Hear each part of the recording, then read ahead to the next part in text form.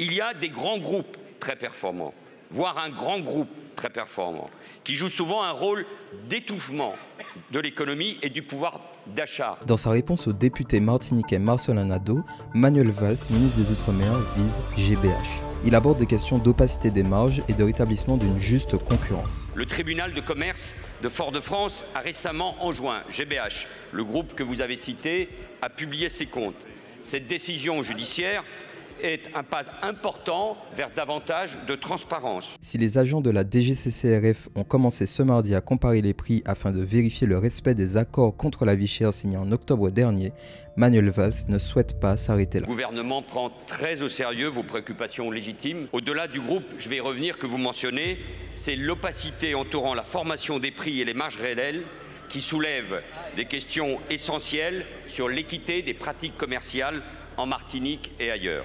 Le tribunal de commerce de Fort-de-France a récemment enjoint GBH, le groupe que vous avez cité, à publier ses comptes.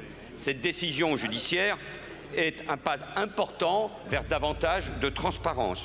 Et nous attendons du groupe qu'il se conforme pleinement à cette injonction. Demain, vous venez de le dire, nous débattrons ici même de la proposition de loi portée par Boris Vallaud et votre collègue Béatrice Bellet, particulièrement engagée sur ce sujet, tout comme vous-même. Transparence, justice, égalité, vérité doivent enfin s'imposer parce qu'il y a un sentiment profond d'injustice, vous l'avez rappelé. Il y a des grands groupes très performants, voire un grand groupe très performant, qui joue souvent un rôle d'étouffement de l'économie et du pouvoir d'achat, basé sur de multiples prises de marché sur le plan géographique, presque partout dans les Outre-mer, comme sur les secteurs automobile, agriculture, béton, alimentation.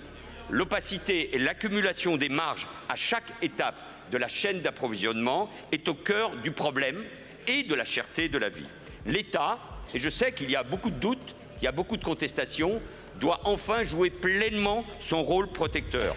Et nous devons veiller, bien sûr, à la mise en œuvre effective du protocole signé il y a quelques mois en Martinique, mais il faudra aller beaucoup plus loin pour établir une juste concurrence au profit de l'ensemble de nos concitoyens. Je veux vous dire, monsieur le député, qu'il y a une très grande urgence et que je m'engagerai totalement avec vous, avec les forces économiques et sociales de vos territoires pour cela. Manuel Valls, le ministre des Outre-mer, pointe du doigt le groupe Bernard Ayotte en disant que ce groupe étouffe économiquement et concernant le pouvoir d'achat la Martinique. Voilà, enfin ce groupe se fait pointer du doigt par l'État français. Mais bon, j'espère que ça ne va pas être que des paroles et j'espère qu'ils vont agir pour mettre hors d'état de nuire ce groupe qui est la cause de la vie chère en Martinique. Alors, ça sert de manifester. Le RPRAC et la population gagnent du terrain petit à petit. Ce combat sert. Tous ceux qui ont dit que ce combat ne menait à rien, que le RPRAC ne servait à rien, que c'est une bande de bandits, n'importe quoi. Le combat continue seulement.